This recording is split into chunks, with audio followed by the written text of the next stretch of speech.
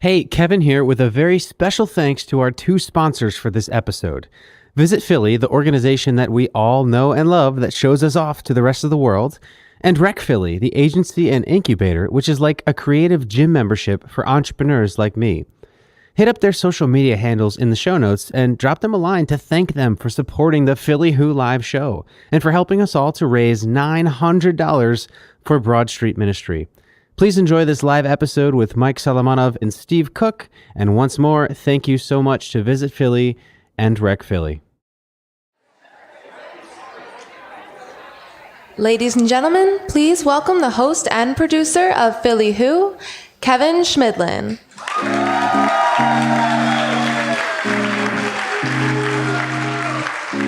Wow.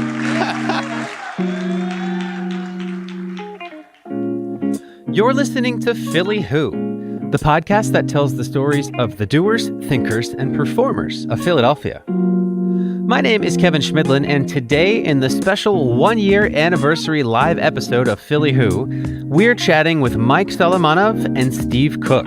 Mike and Steve are the chefs behind Cook and Solo, a collection of original restaurants including Zahav, Federal Donuts, The Rooster, Dizengoff, Goldie, and Abe Fisher.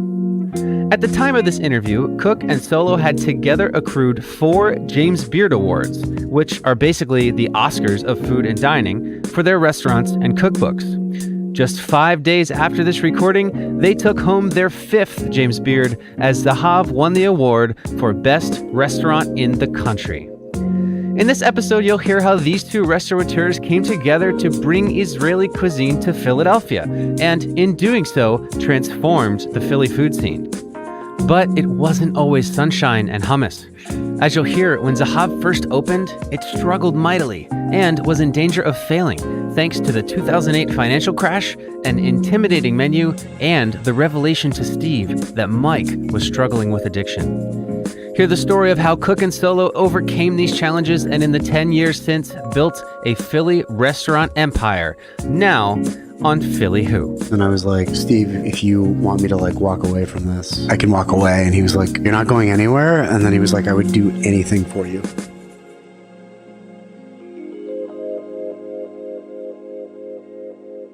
Just a heads up, there is some cursing in this episode. These days, if you'd like to have dinner at Zahav, you have to plan ahead by at least 2 months. That's because reservations for any given day open up at midnight exactly 60 days prior, and they're usually all gone about 2 minutes later. When you do get there to enjoy the experience, you'll see a buzzing, massive restaurant filled with excited diners, and probably some celebrities from all over the world. This is especially true recently, since just weeks ago, Zahav won the 2019 James Beard Award for Outstanding Restaurant. It's the hottest reservation in town. What's most impressive, though, about Zahav's red-hot status as the go-to restaurant on the East Coast is that it's over 11 years old, which is like 120 in restaurant years. Even the best ones usually don't last that long. What's even crazier is that in addition to topping the Philly food charts for a decade via Zahav, Mike Solomonov and Steve Cook have launched several other thriving restaurant brands, including Federal Donuts, which is a cult social media favorite fried chicken and donut shop, and The Rooster, which donates 100% of its profits to Broad Street Ministry. 100%. Of course, this success didn't happen overnight. Zahav is a bit of an underdog story, as you'll hear. And Cook and Solo actually had complete opposite journeys before meeting each other. Mike was a college dropout floating back and forth between his birthplace of Israel and the Pittsburgh area. He stumbled his way into working for an Israeli bakery without even speaking the language when he was 19, just because he needed a job.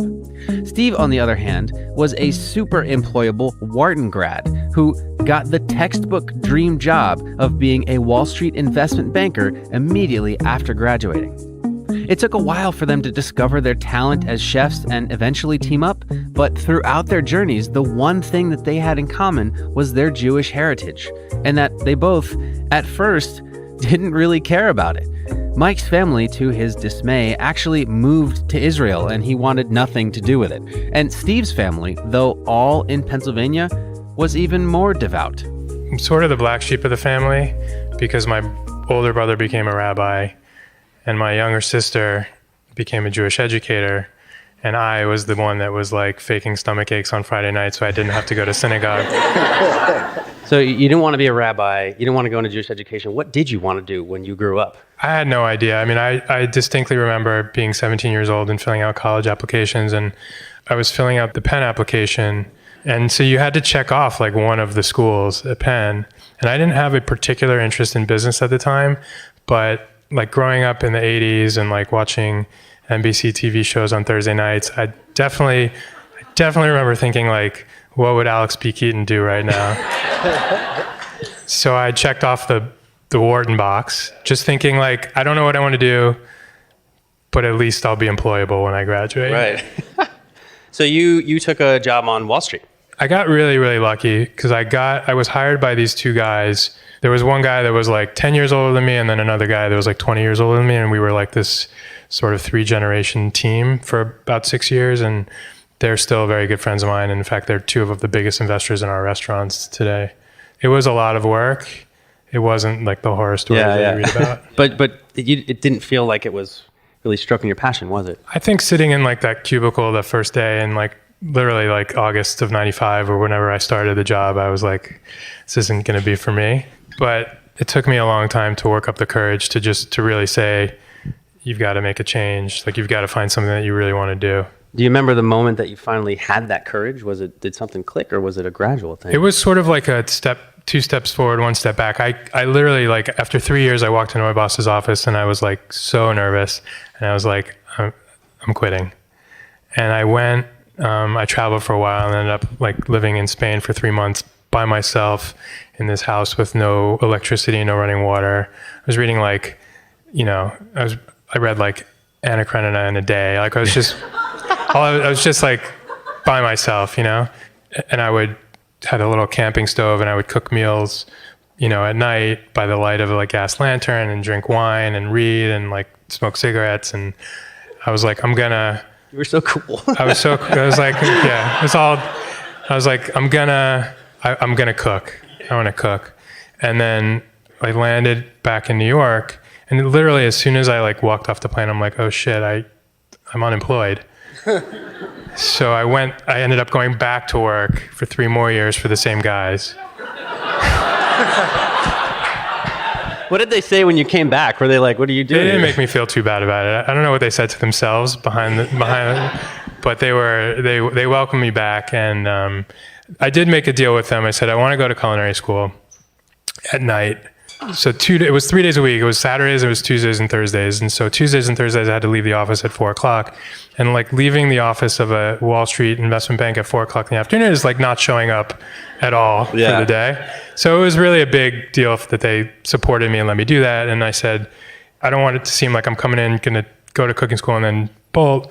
I'll commit to staying for like another year. So I ended up staying for 3 more years and knowing all along that eventually I was going to leave and go start a career in food. Yeah. So when you did that, why did you do so in Philly? Well, I was sick of New York. Living in New York was great, but it's a hard place to live, I think. And I also felt like there was more of an opportunity in the culinary world to make a mark in Philly because New York was so well established and Philly was just at the beginning of this like food revolution. Yeah. So tell me about building momentum into actually starting a restaurant, right? Because you don't just like move to Philly and then the next day start a restaurant, right? So how did you get that going when had you had any experience working at restaurants? No experience at all. I was terrified walking into my first kitchen. I thought I was like totally unprepared, totally inadequate. And I was working really hard and loving it, but I was also very conscious of the fact that it was a second career. I was older than maybe a lot of like first and second year line cooks. And I also knew, I just felt like you're going to be working this hard. You might as well be doing it for yourself. And so that's when after about 2 years, I decided I'm going to do it. I'm going to open a place. And you opened Marigold Kitchen. Yeah, 2004. Do you remember the first day that it was open? Yeah, we did 13 covers. That 13 covers probably felt like 100 to me at the time. So I was like, this is great.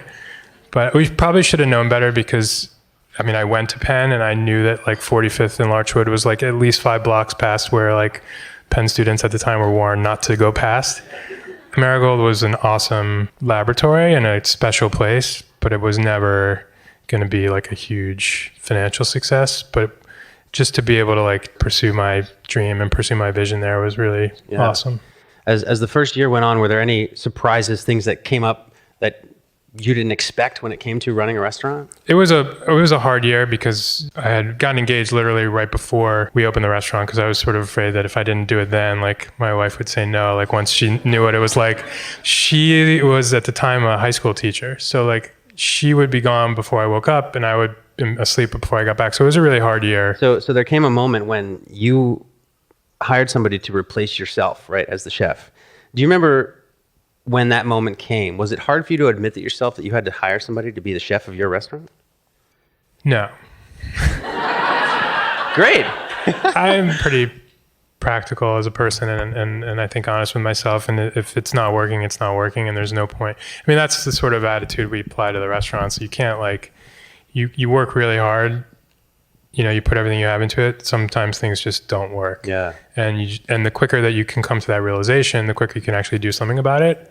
And I think what we did was pretty awesome, because that's when Mike and I first started working together. So how did you find the chef that you would wind up hiring? I mean, the industry's changed a little bit, but back in the day, it was like I would always hear about Mike because he was the other Jewish line cook in Philadelphia. So I knew about him. And in fact, my first apartment was 2028 Green Street, and you were at 2026 or 20... Next door? Next door. But we never met. Wow. But when I started like looking in earnest for someone, I talked to Mark Vetri, who I had been introduced to when I moved to the city. And I knew about Mike a little bit through Mark. And then also my wife is from Pittsburgh and grew up with Mike. Basically, Their families were friends. Mike's mother was my wife's middle school English teacher, who my wife credits with like turning her on to like wanting to be a teacher. So it was a very special sort of relationship between the families. So And you didn't know that you were next door? We didn't know. That's crazy.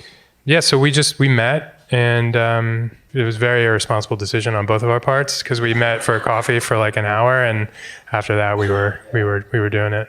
So tell us more about your family that he alluded to. Who did you grow up with? So I grew up in Pittsburgh in Squirrel Hill, but I was born in Israel. My dad is from Bulgaria originally, but basically Israeli. And my mom grew up in East Liverpool, Ohio, which is like an hour west of Pittsburgh. So how old were you so you said you were born in Israel. How old were you when you moved to the States? I think I was like 3 years old when we moved to the States. And then when I was 15 years old, we moved back to Israel. The whole family? Whole family moved back. And it was your parents, you? My parents, me and my brother David, who was younger. And I didn't, I was 15 years old. Obviously moving to a different country was like not what I wanted at the time. Right. Did you speak the language? No, not even a little bit. They spoke mostly English in the house, and then I had like Hebrew school Hebrew, which is not real Hebrew. So I could count to 10. Right. Say a prayer, sing happy birthday. Where's the bathroom? Same 3, bathroom, share a team. So I still remember that. So we moved back, and I threw a fit and was like, I'm going to stay for 1 year, which is not like, and basically my parents were like, if you come for 1 year, you'll go to an American boarding school, just give it a shot. And then if you want to go back, you can, which seems like a crazy idea. Now as a parent, I'm like, there's no way I would ever let my kids do that, but they did. I was really, really difficult. So my brother David, like, assimilated, went to public middle school, learned Hebrew, basically became Israeli. I went to this boarding school in this town called Pardes Chana, which at the time was like where every immigrant would go and farm. It was this big agricultural school, and it was so different than the sort of middle class to upper middle class privileged life that I was living here in the States, because nobody cared about any where you came from at all. And like once a week we'd be out in the fields like picking pomelos or shoveling dirt and moving it to another part of the farm, So, and also it was in the 90s, and there was a huge wave of Russian and Ethiopian immigrants. And so we thought we were like badasses, and then we would meet like, people that were basically fleeing like persecution, you know, and even on the Russian kids on their passport, it said like Jewish, you know, which is like a pretty hardcore thing. So we got our asses kicked by like many nationalities. And we also, at that time too, that was like, we watched peace happen with Jordan in real time. And it was a really exciting time, I think, for Israel. And also over there, you can, at that time, you could hitchhike wherever you wanted. And there was like very little threat of something terrible happening. So we would really just like travel, and it was very carefree. And I think probably the most important year of my life. I mean, did you enjoy that year, or were you counting the days to get back to the States? Well, sort of both. I had this idea. I was super stubborn, and I was like, I have to get back. This sucks. There's no cable. You know, I finished high school, weaseled my way into university in Vermont, and went to UVM and dropped out 3 semesters later. But yeah, I basically, you know, spent my parents' hard-earned money on like, you know, smoking pot and snowboarding, and I dropped out and ran away back to Israel. Wow. With not a lot going on in my life. And I had no skills, really. You know, I had like minimal Hebrew and like 3 semesters of like studio art. Why did you go back to Israel? That's a great question. I mean, I had nowhere else to go. I had dropped out of school. I was like struggling like with addiction, and my mom was like, please come back. You know, we're sort of concerned. There was nowhere else that I could really be. Yeah. So I ended up in this town of Kfar Saba, walking up and down the street, basically asking like shopkeepers if they needed help or if they needed like labor. And you could barely speak their language. Yeah, I mean, the job market is like not huge for somebody that doesn't speak Hebrew and is like a studio art major in Israel. So who knew? Yeah, and I got a job working at a bakery. But I grew up with my grandmother's cooking, and it was like Sephardic Bulgarian cooking, so a lot of like savory pastries. And if anyone's ever been to Israel, you know, on like every corner, there's like borekas and the rogalach, and those are things that I had always loved. And so I show up at this bakery, and I'm like, borekas, okay. Hey, can I work here? And they were like, immigrant worker and American. It's kind of a twofer for them. And so they kicked my ass a bunch, and I learned. You know, I wasn't like, I want to be a chef. I was like, I need to, you know, have a job. And they were like, here's like a pizza cutter, chase around rats for like, you know, all day, or scrub sheet trays. I worked, that was a word that I learned really quickly, was magash, or magashim, which means sheet trays, because I would scrub them for like 12 hours a day. And it was awesome. I fell in love with it. So you liked that grunt work? So here's the thing. I was used to like not working hard at all and really taking, right? And being sort of like a recluse. When you work in a bakery, especially in Israel, it's sort of the opposite. The bakery is like City Hall. Nobody gives a shit about carbohydrates in that country. Everybody eats starch. Everybody eats pastries like 3 times a day. And every kind of person works in a bakery, you know? And you would learn like in 5 different languages how to like insult somebody's mother, you know? And then also every kind of person like uses the bakery, you know, on Fridays, whether or not you're religious or secular, you go and buy challah, you know, and so it was such a different life that I was living. I was like working hard, really, really hard for almost no money, and like giving, and that felt really good. Yeah. You know. At what point did you start to think that you wanted to actually, you know, learn to be a chef? Well, so I got a job working up the street at this like cafe, and that. I just did that because it was like 20 more cents an hour or whatever. I was making almost nothing, so it was like a little bit more than nothing. And I started to cook, you know, and started to like create dishes, and that was really stimulating, and it was like something I was good at, and you know, I wasn't like in jail or dead, and so my family was super fired up about that. Yeah. And I really loved, like I learned how to speak Hebrew. I really loved the intensity of it. I really loved being busy and making things. And yeah, I remember one night actually I was cooking, and nobody goes to sleep in that country, and everybody eats at all hours. Like on a Thursday night at like 6 a.m. we'd be cooking. And I remember one night at like 3 a.m. or something like that, it was like one of the many waves of like the hits that we get. So the ticket board was full of tickets, and the guy I was working next to, named Yossi, sliced his thumb so bad that it was like squirting blood. And I was like, dude, you got to go to the hospital. And he's like, and so he puts a pan on the stove, gets it super hot and cauterizes his thumb, and then throws the pan on the ground and cooks for like another 6 hours. And at that moment, I knew I wanted to be a chef. I thought that was the coolest thing ever. We were making like $3 an hour too. I mean, it was totally insane, but I loved it. And it was something like, I felt really good doing it, And so I went to culinary school in like West Palm Beach, Florida, because I have family in Florida, because I'm Jewish, right? So, and then also because I'd spent all the money on like 3 semesters of nothing, so there was no more funds for like fancy culinary school, but it was cool. I did really well. I loved it. I ended up meeting a girl down there that was from New York, and we were like, let's move to New York. And she had a brother in Philly, so we stopped by Philly in like early 2000, and went to like Susanna Fu, Brasserie Perrier, Striped Bass, on Walnut Street. And I was like, why would we move to New York? It's so goddamn expensive. Wow. Let's just stay here.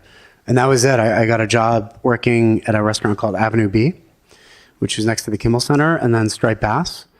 And then after that, Vetri. Was it a long conversation to change the plan to not move to New York and to move to Philly instead, or was it just that quick? I think that you kind of know what your life will be like in New York as an entry-level line cook. And there's nothing wrong with that. I applied to like Le Cirque and Danielle, and it would have been awesome. But I think that, I didn't love the idea that like what I had to do was go to New York. And then you work in New York for a couple of years, and then you go to France or Spain and work for free for a few years, and then you come back and open one fancy restaurant and get a bunch of awards and die, And that's not it. That's what I think our dream was, right? When you became a chef, Steve, like it wasn't the idea that you could be a restaurateur, or there was like a space for fast casual, or you could really cook Israeli food. It was like French, Italian, possibly Asian, and then you get a Michelin star, and that's it, And I think there's something really special about Philly where it doesn't have to be like that. There is room, there is a little bit of flexibility in the way that you can live. Right. So you would go on and take a trip back to Israel, right? Like, did you keep in contact? Your family stayed in Israel while you were here? Yeah, they were in Israel the whole time. And so I would go back to visit. And when I was at Vetri, my younger brother, David, did what every other kid does in Israel, basically, and joined the military. And then I hadn't been back in years. My mom was like, come back to Israel. I'll buy you a plane ticket. You just have to cook dinner for my friends. Your brother's on vacation. From the army, you get like a month break before, and it coincided with my Vetri break. So I went back there. The meal that I cooked for our friends, I thought was like 5 people around a kitchen table, was like 2 nights, 20 courses, like 20 people. And so I had to like shop for this thing. And so David and I really connected and traveled the country, and I learned like what Israeli food was, not through the eyes of a chef or like a tour company or anything like that, but my brother, who's like not a foodie and 21 years old, but he knew where that amba came from Iraq. He knew where the best couscous was. He knew the heritage, like the lineage of like the boreka that I fell in love with, and traced it back to like Spain. Yeah. And like everybody there kind of gets that because we all love food, right? So a few days before his release, he was killed actually in service. And that was about a month after I had visited him. So obviously after he died, that was, that I didn't want to cook Italian food anymore. And I went back to Israel, and Mark Vetri actually, I told him I wanted to go back a few months after Dave was killed and cook for my brother's army unit. And Mark was like, I'm going to come with you and we'll roast a suckling pig. And I was like, you can't do that for... Pretty sure the IDF isn't going to pay for that pig, and then he was like, "We'll make ossobuco," and I'm like, "Yeah, right." So we made schnitzel for 300 soldiers, and and it was that that experience, I think for him was really sort of life changing. He flew over to Israel on a birthright plane, so it was like 18-year-old American kids getting wasted, going on this like vacation, and he was super tired when I picked him up because he got no sleep because it was like spring break or whatever. And we drove all the way up. We cooked this meal like at the sort of on the border with Lebanon, where Dave was killed. And at the end of the night, he looked really shitty, actually. And I was like, "What? Are you like super tired?" And he was like, "I just we're cooking for all these like kids that were like your brother's age." And I was on this plane this morning with a bunch of kids, also your brother's age, that were like partying, and now we're surrounded by these kids that are like covered in mud that have like 4 minutes to like eat before they have to go out there and like defend a border like your brother sort of died doing. And something sort of changed with him, and I think that's probably where, you know, me not wanting to cook Italian food or French food and maybe being more interested in my heritage probably started. After Mike came back to Philly, word spread that Marigold Kitchen was looking to hire a chef. The current chef, Steve Cook, was already burnt out and wanted to take a step back from the day-to-day. Mike and Steve got together for coffee, learned about each other's Jewish heritage, and decided to give it a shot. Cook meets Solo.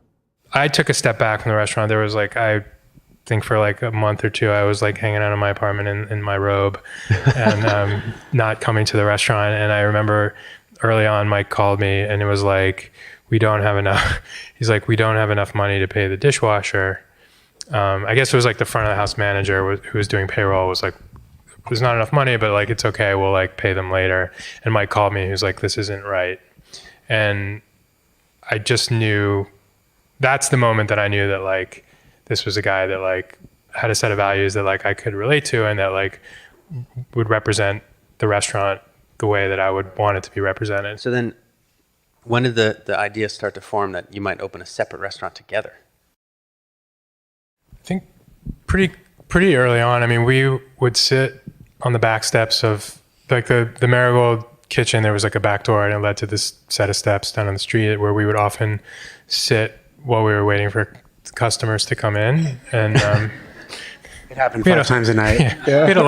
We had a long time. I mean, I don't know what the cumulative number of hours on those back steps that we spent talking about food, but that was where a lot of our ideas were hatched. And I remember you took a trip to Israel after you got married and you came back, and that was when you started talking about this way that people ate in Israel and why wasn't it happening here? Why was nobody doing it here? I also remember, I think for any like cook who came up in Philadelphia at the time we did, like this restaurant Amada was like a major sort of beacon for all of us because it was like a chef cooking food that was meaningful and personal to him, but doing it in like a grand scale and actually making money. So we were sort of always talking about the idea that people were now accepting of tapas and small plates, and the food of Israel was very similar to that. In fact, predates that. Yeah, I mean, I remember actually going to a place. There's this little neighborhood, Shchonat HaTikva, the HaTikva section of Tel Aviv, which was pretty heavily like Iraqi and Yemeni. And you'd go on this block, and there were all these restaurants that had this. There was like a bakery, not an actual bakery, but it had a taboon, like a beehive oven. And there'd be one guy just whipping laffa bread on the side of this oven. And every restaurant on that block would run. The server would come over, ask you if you wanted like salads or whatever. You place an order, they'd run down the street, grab the laffa, come back in. So, and then you'd be presented with like 20 different salads that were from all over the world, right? And then the laffa would come, which is from Iraq, and then, you know, you'd get like foie gras, goose liver foie gras cooked on a stick over charcoal. No fancy cherry gastrique, no brioche, literally like liver on a stick over charcoal, and kebabs, and it was just so fascinating. And it was like, why does anybody want to eat any other way than this? I mean, it was just so good. And at that time, deconstructing, using meat glue, you know, clarifying, and sort of, it was like watering everything down. And it was so, everything was so intellectualized. I was like, man, this is the way to eat, dude. They don't even give you like utensils, you know?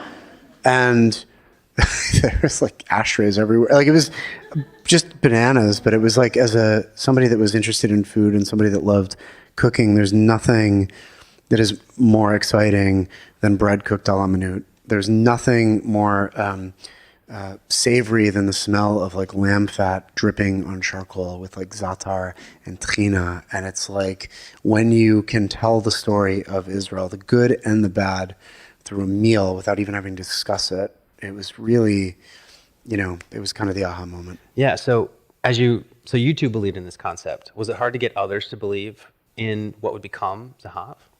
Not easy. Not easy. I think that if we were just like, we're going to open a falafel shop, they would have got it.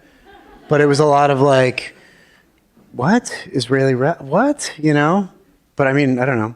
Steve still had a lot of connections in the investment banking world and could write a mean business plan. And we convinced, people that loved us and trusted us to give us a little bit of money. Did you guys trust the vision that this would happen?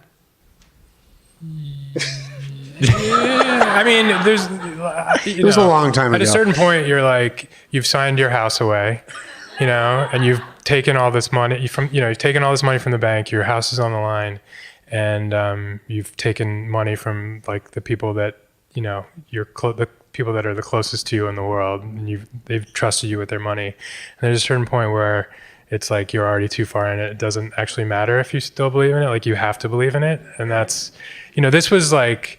I mean, Marigold, we opened for like $150,000, and Zahav was like an exponential step up. It was we weren't really like ready to manage a project like that. We didn't know it until it was too late, but it was a very stressful, very, very stressful opening. May 5th, 2008, right, was day one. Do you remember day one, the first weeks? What was it like? What was an average day like? Long, hard, really.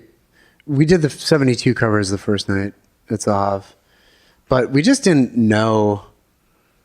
We did not know what we were doing. And I think that at that time too, the menu, we had like Zahav, the dining room, and then we had the quarter, and that was like what I thought would be sort of noteworthy cuisine. It was like tasting menus, and then Zahav was like copy pasted food from Israel, which is fine, but it doesn't, the context isn't right. And none of you guys really cared that much about it. Whether I thought my shakshuka was like as good as like Dr. Shakshuka in Yafo, it didn't really make a difference.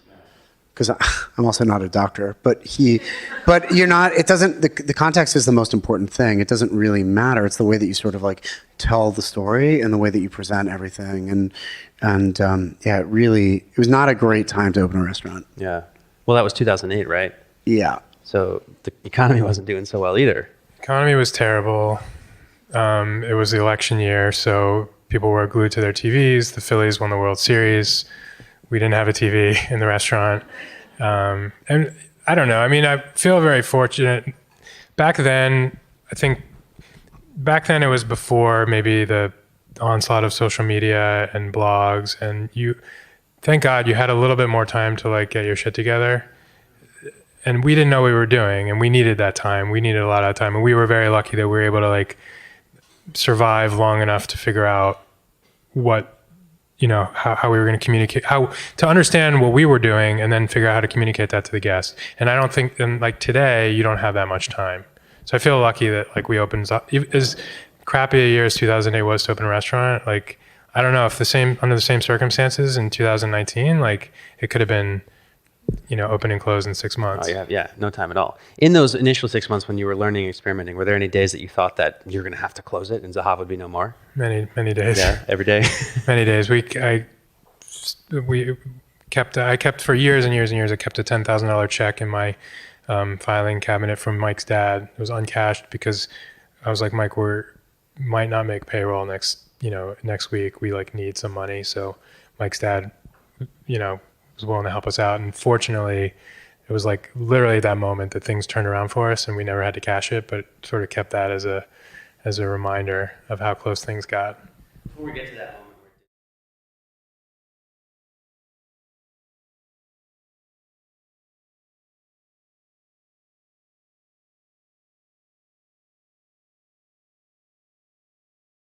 Going right. How do you get yourself to get through that?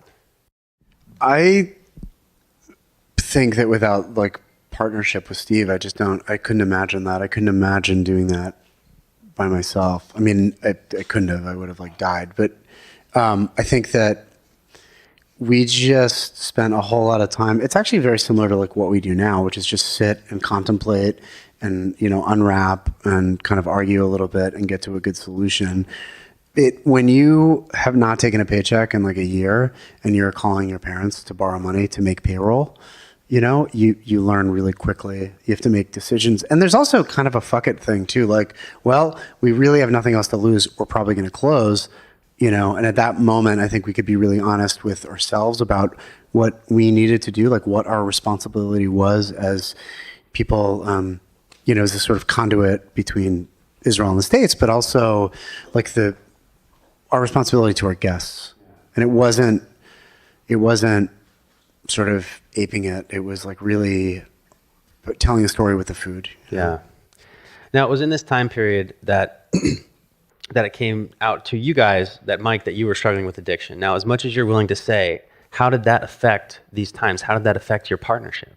Well, it made things exponentially more difficult. That was at the same time. I mean, I called to ask my dad for money like 50 days after being out of rehab and detox, which was like 60 days after Steve found out that his partner, that we've invested everything together, collateralized everything together, was hiding a drug addiction. So, needless to say. How did Steve react when he found that out?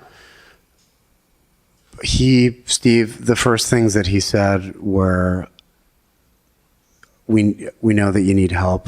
We know that you have a problem and we want to get you better. And that was it. And then drove me to detox. He took you. He took me to detox, and then I was in rehab for 10 days, and then I came out of rehab, and I couldn't I thought you get clean and you go to detox and you go to rehab and then you go to some A meetings and then, or whatever it is that you do, and you're good. And I couldn't get it together. It wasn't just the use, it was like the behavior, and I really couldn't, there came a point where I literally couldn't be in my car by myself. And because you would just go. Because the problem with this stuff is that it's just, the physical addiction is one thing, but if anybody has been through this before or known or had family members, and the reality is that you probably all have, you can't get from one block to another in early sobriety without thinking about using. It just can't happen. And so I couldn't carry money on me. And to this day, I still don't like carrying $20 bills. I couldn't drive. So I was like, Steve was like, I will pick you up at your 12-step meeting and I will drive you to work, and did that every single day for a year. Yeah. Picked me up. I started going to a 12-step meeting at 7:15 in the morning because it was the opposite. I would go to bed in addiction at 7:15 in the morning. So it was like, gotta get up early, go to this meeting. Steve would pick me up at Rittenhouse every morning with his son Leo, and we would drive in, drop Leo off at daycare, and then he would drive me to work every day. So Steve, again, as much as you're willing to share, you find this out. You're going through, you just open up this restaurant, it's not going well. You find out this surprise about your business partner. Your reaction was noble. It said, hey, we got to get you through this. What was going through your mind? I mean, first of all, Mike and I had known each other at that point, for over 3 years. We were very, very close. So naturally, I wanted to help him as much as I could. It was complicated by the fact that we had this sort of albatross of a business that we were trying to figure out what to do with. And, you look at it and there's really only one path forward. It wasn't going to work without Mike. I wasn't going to, leave him behind. And so that provided a lot of clarity, because it's like, back to your earlier point about how do you manage through these, these difficult times in the face of failure. For me, it's just find something to do. Find the littlest thing, no matter how small it is, anything that could advance the chances of success, anything that can advance, the cause, and keep your mind off of just constant worry, just do something. And so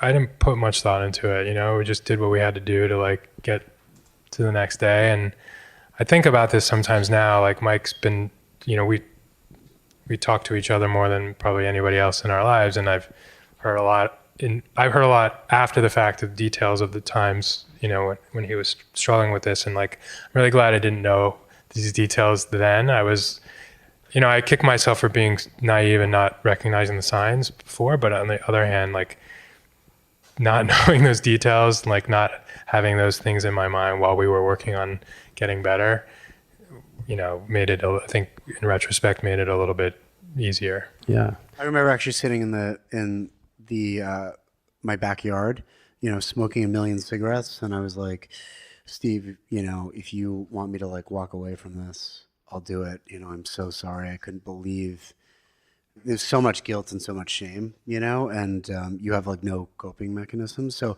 I was like, I can walk away. And he was like, just relax. Okay, you're not going anywhere. And then he was like, I would do anything for you.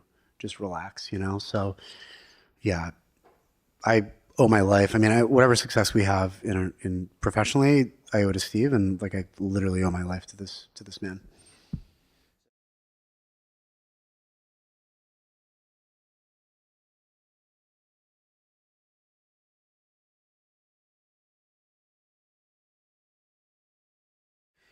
Do you remember the first restaurant week that we did? We did this restaurant week, and we were like, we'll never do restaurant week. And then we, of course, had to do it because we were so fucking slow. And I remember, like, whatever number, we like, I don't know, it was like break even was this. We had never hit that number, in months. And it was like in the middle of winter, and we did restaurant week, and we'd made like $8,000 or something. And we were like, oh my God, we're gonna do this. And then the fucking water heater went out the next day. It cost us $12,000. And I was like, oh, restaurants, So, I mean, we got a taste of it that day. And then after that, it was like we got, Philly Magazine gave us like #1 restaurant, and that got everybody to come back in, and we at that point had been like more comfortable with what we were doing and really could provide something that was worthy, and that was it. That changed it. So did you guys this whole time still believe in the concept, and was it just the fact that other people didn't get it yet, or were you starting to think maybe this isn't the way to go? When you mature as a chef, and when you're a young chef, it's all about you and what you want on the plate, and as you grow, you learn that it's really not about you. It's about what the customer wants on the plate. And I think we were very conscious of the fact that we weren't like striking a chord with the customer. So I think we were confident that we had something, but I think we were looking inward for what needed to change and not sitting back and saying people just don't get it. Right. What changes did you make that you think made the difference? Well, we put English on the menu. The restaurant week format was like very formulaic, and we were struggling because we weren't like a appetizer, entree, dessert restaurant, which restaurant week was set up for. So we were sort of had to think really hard about how we were going to shoehorn our menu into the format, and we ended up hitting on something that is the way that 75% of our guests eat to this day, which really helps people understand how they're supposed to eat at Zahav. It gives them the choice, to pick what they want, but it doesn't give them so much choice that it paralyzes them and it disrupts like them having a good time. It's not anxiety provoking. And I think the original menu, there was a lot of anxiety on the faces of our guests, but in that restaurant week, walking through the dining room, it was like expressions were totally different. We had sort of put this framework together to make it easy for people to eat at Zahav, and that was a big change. Yeah. And as you started to see the momentum, I mean, you got a couple of press pieces that were phenomenal at that point. Did you feel validated? Did you feel like, yes, finally, we've made it? I don't, I getting press and getting awards are like fantastic, and they feel really good, but they don't, it's not what pays the bills. It's not, really repeat business is what makes me feel the best. Yeah. So when you see customers that you've seen before. Well, customers, yeah, definitely. And I think just, I don't know, interacting with guests and seeing how happy they are when they come into the restaurant is like what we want. And it's not just the guests, it's really like the relationship between us and the guests. So when our team and the guests are like all super fired up, there's no better feeling than that. And also you like have to win an award every single night with like 300 people, right? So we can get, we can get like awards, we can get like trophies, we can get medals and all that. But like if you come in tomorrow and have like a shitty experience, then it's kind of all for naught. So the idea of resting on laurels, believing kind of anything that people write about you, it's like a little bit of a dangerous area for us. And really, like, real true hospitality is about giving and giving and giving. It's really not about you at all. Was there a moment that you were convinced that Zahav is here to stay? I think maybe just now in our 10th year, I'm like, but I think that it's hard though, because, a 10-year-old restaurant, I mean, it'll be 11 years in a couple of days, but, that might as well be 100 years. And if we're not reinventing, reinvesting, financially, but also like emotionally in the restaurant, and we aren't continuing to progress, then we die. And there's nothing that would be nothing worse than really going out on a bad note. So, yeah, I mean, I think Israeli food is here to stay. And I remember in our business plan talking to all these people, or telling them that, like, Spain has had its time, Italy, French, Israel is like, and I was like, man, this is bullshit, what we're saying. But, Israeli food is a thing now in the US and in the world. And it's really been amazing to be a part of.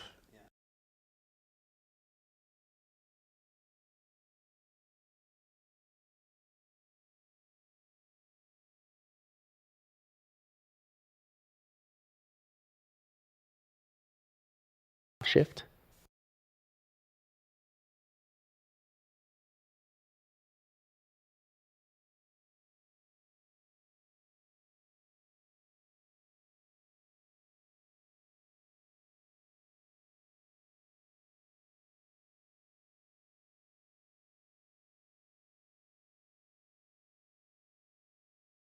We owned Zahav, which wasn't making any money, and Percy Street, which is making slightly less money. And they were two big restaurants, and we were like terrified, but also really kind of bored.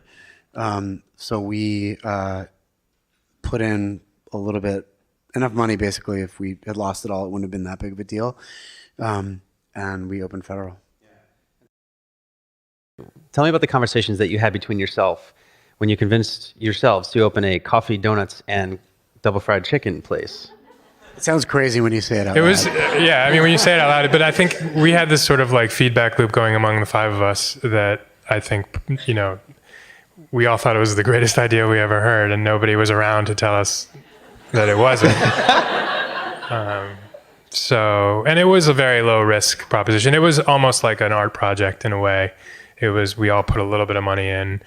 Bobby found this like disgusting vacant cheesesteak place that he like built with his own hands. And yeah, we were making donuts in the basement of Percy Street Barbecue, and then we were frying chicken at Zahav. So like the reason that all of the original fried chicken flavors were like Israeli spices basically came from that. Yeah, and it just goes to show that like when you tell people about your next concept and they're like, you guys are going to kill it, those are the ones you have to worry about, because nobody said that about Federal. So when it started to grow, I mean, quickly.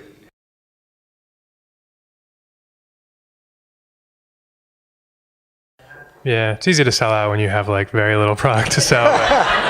Made a dozen donuts. Yeah, we started with 10 donuts. Yeah. But as it started to blow up, I mean, did you guys feel any surprise and like, holy shit, I can't believe that this is working? Or were you just like, yeah, we knew this would work?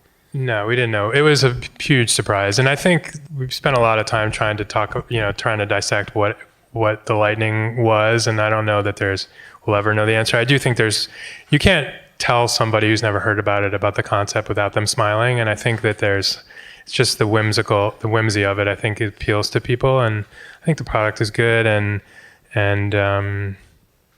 it was the start for us, at least, and the start of a movement of people taking very simple things, very streamlined menus, and just trying to focus on doing them really, really well. And I think that there's an appeal to that, and there's a nostalgia for things like donuts and fried chicken that tapped into something.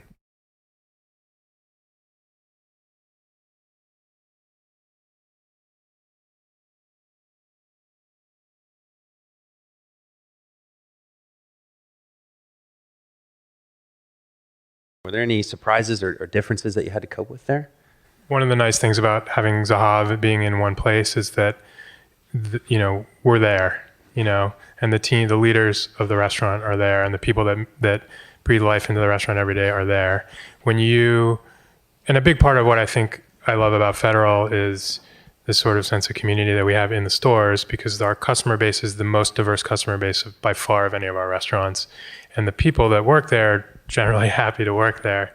And when you open a new location, you have to recreate that. It's not just a matter of growing in an existing base with an existing team. It's like a whole new team. And I think that's always challenging. How do you transmit the culture to a different location?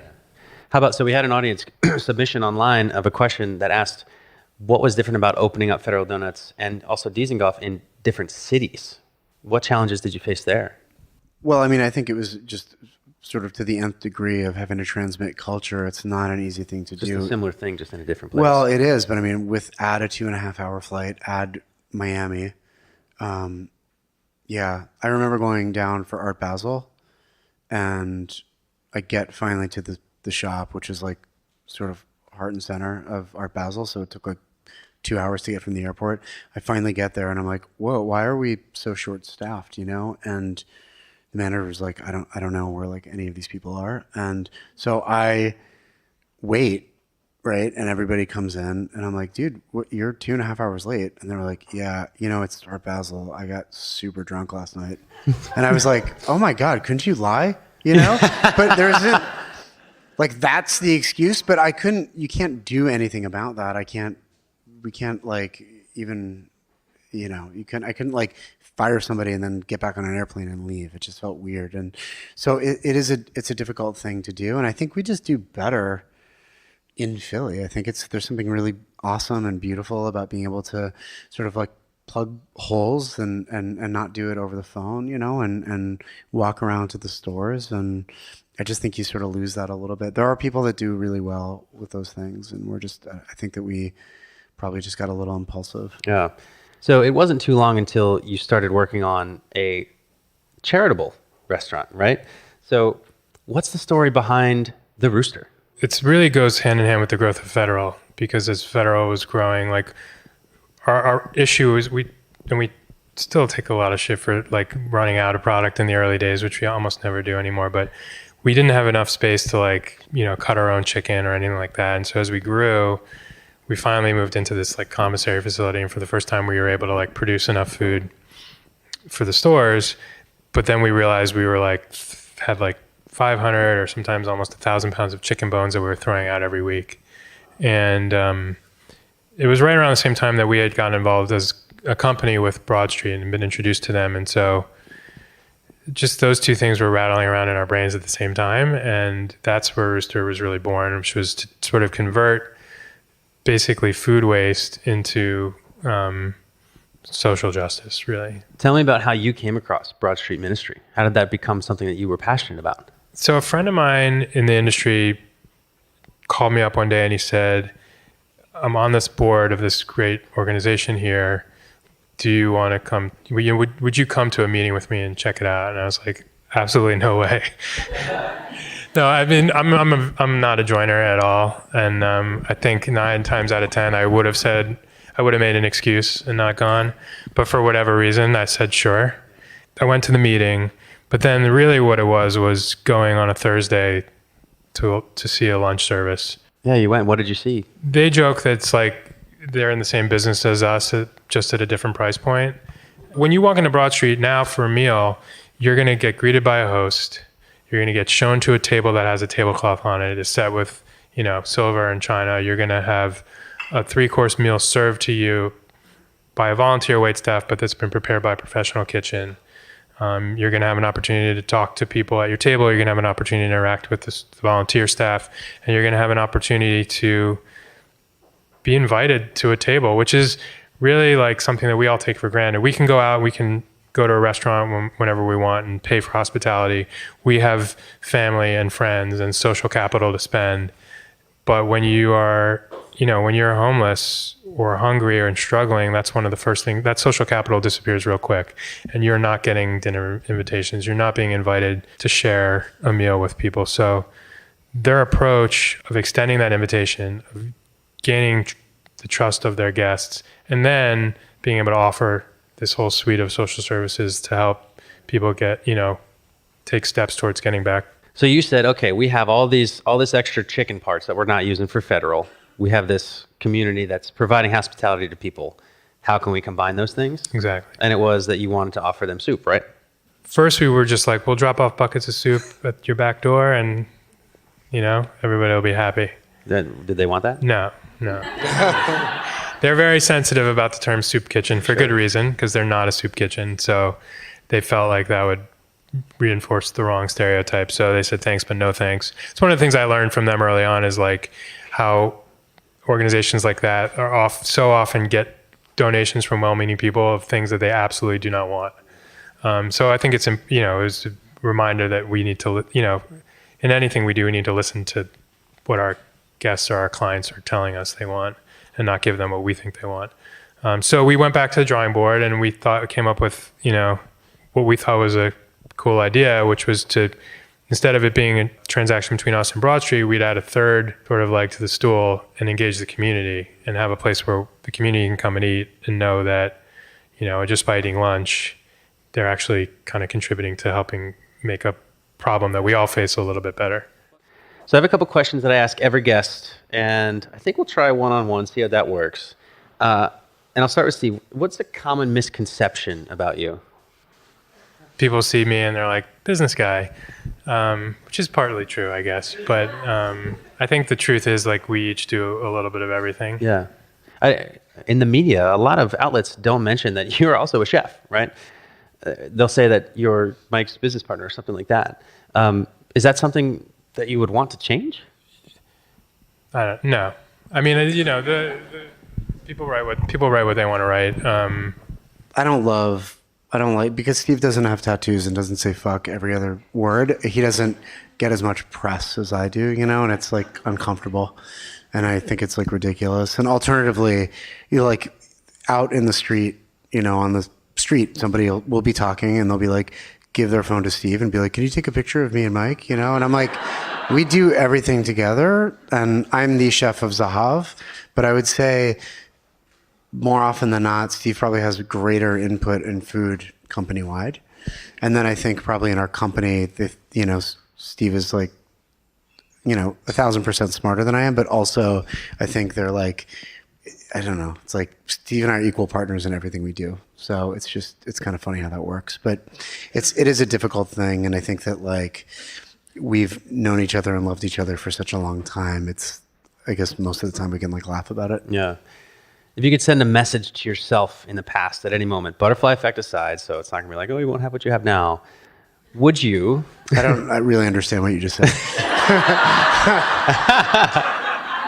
Fair, that's fair. Yeah. If I could send a message to myself in the past, it would be to articulate that question. Okay.